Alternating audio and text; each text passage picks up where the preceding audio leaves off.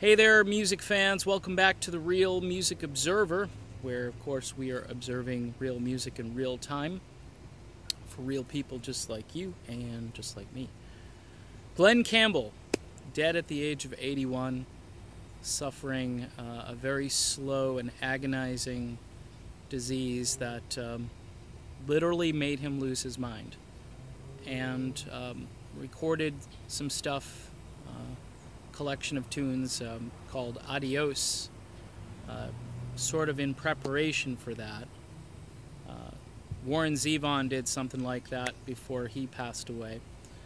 But Glen Campbell was a man who didn't die of a drug overdose. He didn't, die in a hotel room boozing it up or anything like that. 81, I guess, could be worse, could be a lot younger, could be a lot older, but it's one of those things that you just kind of saw in slow motion toward the end of his life. People who listen to the sort of stuff that I normally listen to probably didn't listen to a lot of Glen Campbell growing up. Maybe you did, maybe you didn't. I was a kid in the 1970s, and AM radio was awash in Glen Campbell. Wichita Lineman, the quintessential Glen Campbell song written by Jimmy Webb, paints a picture of this scene, this Americana scene, that few tunes really can compare to. Campbell's delivery, the way he sings the song, puts you right in that man's shoes. Kind of just that time where we all think to ourselves, I think I need a vacation. And we're in the shoes of the Wichita Lineman. Glen Campbell was part of a group of musicians in the 1960s that produced the most iconic American music ever created. Phil Spector, the maniacal producer, for lack of a better word that I can come up with, his wall of sound was infamous, but whether it was tunes like Sonny and Cher's This Beat Goes On, or a Beach Boys song that needed a little bit more of a classical touch, the Wrecking Crew was called in. Glen Campbell was more or less the ringleader of the Wrecking Crew. He could play anything. I just watched a little video vignette from Dolly Parton, and she said you could hand him pretty much anything and he could play it. His studio musicianship, and just generally his ability to just pick up a guitar and sing his heart out, it's just not done anymore the way he did it. He was a master in every decade, the 60s, the 70s, the 80s, even the early 90s.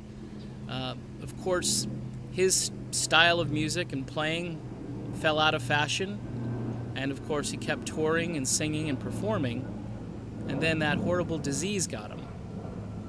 And I think I'm so touched by this today because I've been talking recently about all of this drama and all of this needless ego. Glen Campbell was the opposite of mindless ego. He was an entertainer's entertainer. He was on television all the time in the 1970s. If you were a kid growing up then, Glen Campbell was on TV. I believe he had his own variety show. I mean, I could be wrong, and of course I'm not going to look it up as I'm talking here, but he was on everybody's show. I know the Smothers Brothers had him on to do Wichita Lineman, because I know I've seen footage of that.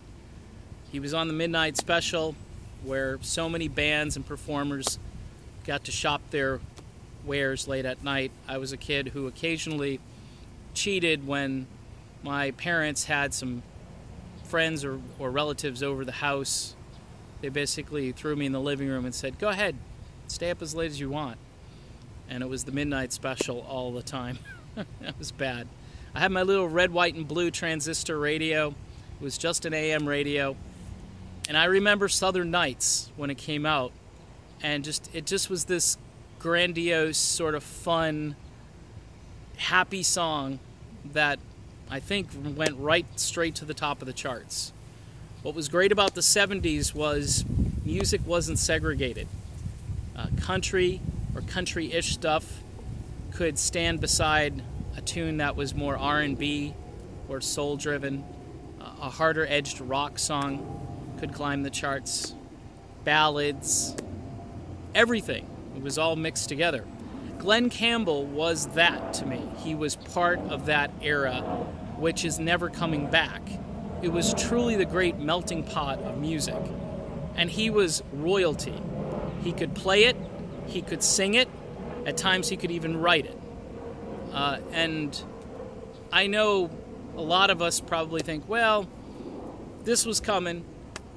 We all knew that, we had seen him on TV. We had seen those heart-wrenching interviews. I had watched a couple of them, and I couldn't keep watching. It was a man truly losing his mind. He was forgetting who the people that were closest to him, who they were. And it's agonizing.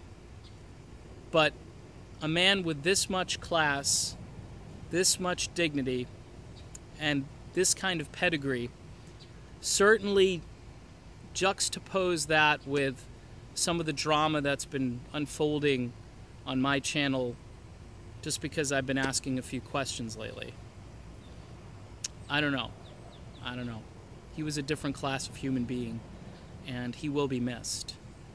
All kinds of people, like I said, Paul Stanley, Charlie Daniels. I've heard a lot of different people just say this guy was the top of the top. And he was, and he will be missed. I'm Dave. This is the Real Music Observer, and we'll chat again real soon. Talk to you then.